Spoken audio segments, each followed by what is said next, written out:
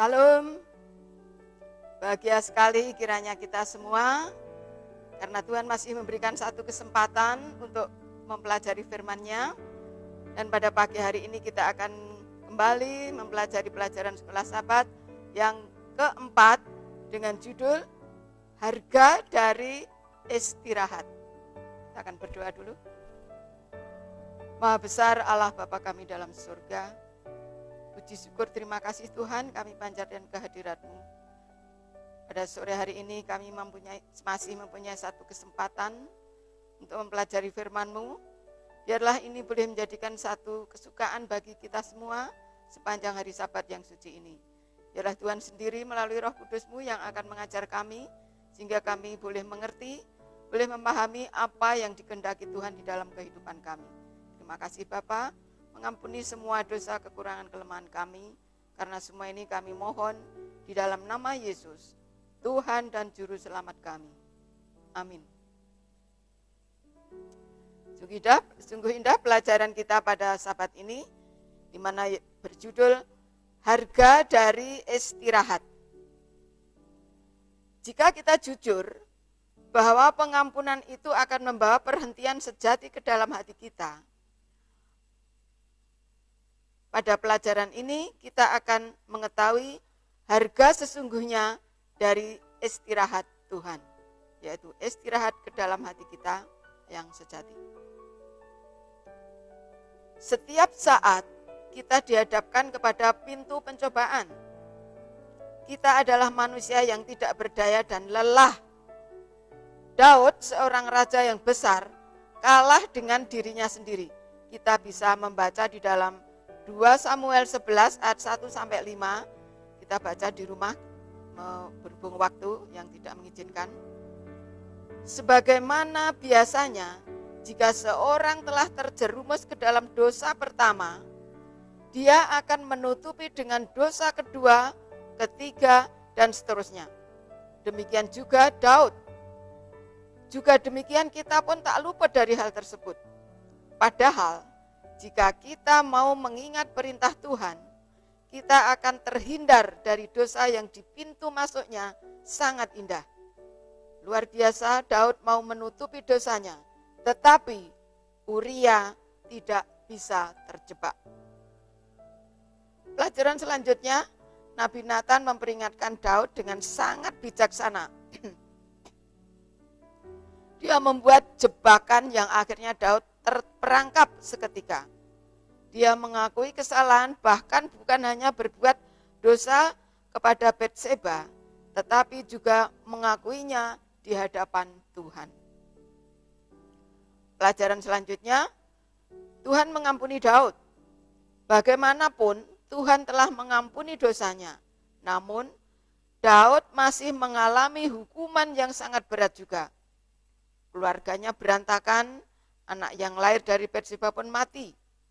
Saat itu Daud memahami dan mengenal Allah yang sangat besar, dan dia mengalami ketenangan. Daud memohon belas kasihan setelah mengakui dosanya, dan dia merindukan pembaharuan. Sedikitnya ada 5 dosa yang Daud telah lakukan. Namun Tuhan masih mau mengampuni, sebab Daud memohon dengan sungguh-sungguh. Kita pun hendaknya seperti Daud. Jika kita sudah melakukan dosa, Dia akan mengampuni dan melupakan, bahkan akan memperbaharui kita semua. Daud tidak ingin kehilangan kesadaran untuk hidup di hadirat Allah. Daud memahami bahwa kemenangan-kemenangannya untuk menghadapi dosa hanyalah di dalam Allah. Kehidupan Kristen yang menang semuanya tentang Yesus, bukan tentang kita sendiri.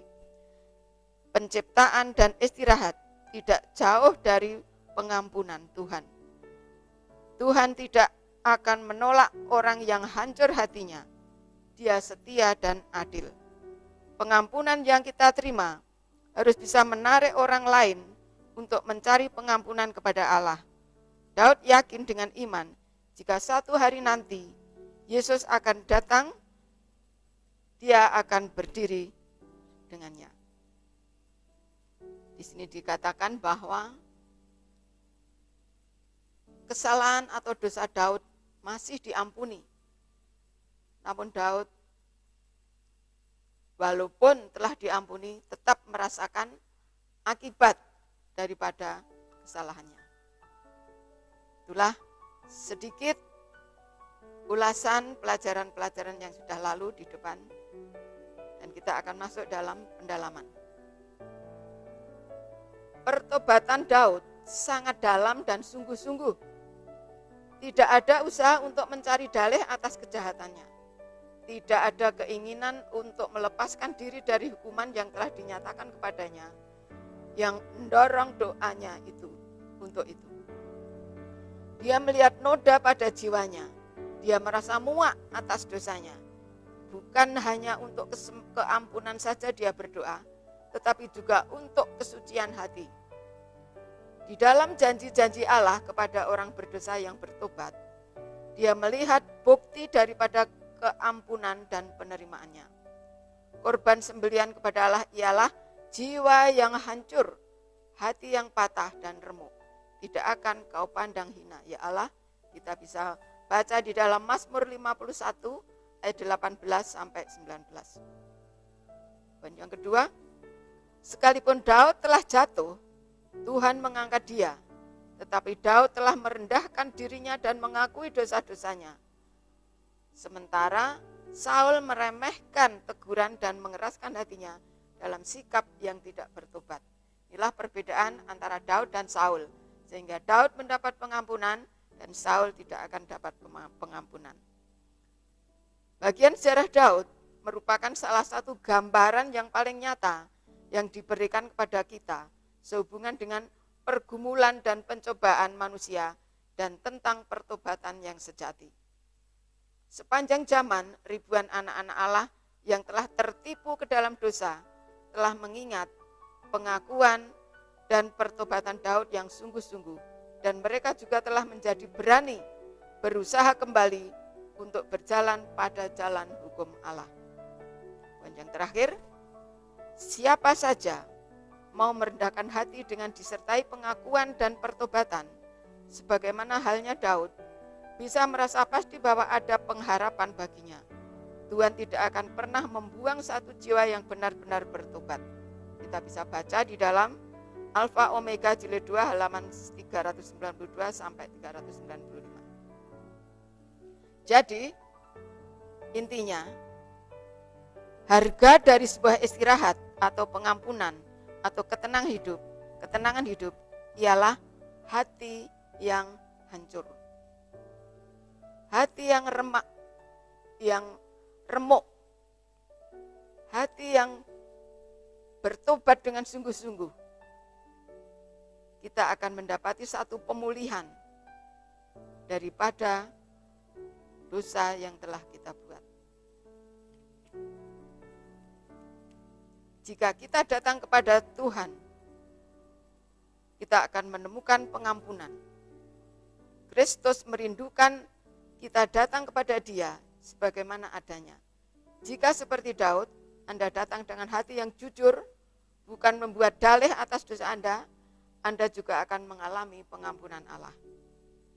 Kristus tidak pernah membuang atau menolak siapapun yang telah datang dengan tulus mencari anugerahnya. Faktanya dia meyakinkan kita bahwa barang siapa datang kepadaku, ia tidak akan kubuang. Yohanes 6 ayat 37. Janji-janji Kristus untuk pengampunan dan pemulihan adalah sama pastinya dengan tahtanya yang kekal. Perasaan kita bukanlah kriteria apakah kita diampuni. Kita boleh merasa diampuni. Kita menjadi tetap memiliki perasaan bersalah, namun Anda dan kita semua tetap memiliki jaminan berdasarkan firman Allah bahwa dosa-dosa kita diampuni dan bahwa kita adalah anak-anak Allah. Inilah satu pelajaran yang perlu kita renungkan sepanjang hari Sabat ini. Biarlah kita menyadari apa artinya harga dari sebuah pengampunan. Ialah pertobatan kita, pengakuan kita, penyerahan kita, kejujuran kita kepada Tuhan, hati kita yang hancur, yang remuk karena telah melakukan dosa. Inilah harga daripada istirahat atau pengampunan atau ketenangan di dalam hati kita secara pribadi. Inilah kiranya menjadi berkat dalam kehidupan kita sepanjang hari Sabat ini, bahkan untuk waktu-waktu yang akan datang, dan Tuhan akan memberkati kita semua. Amin.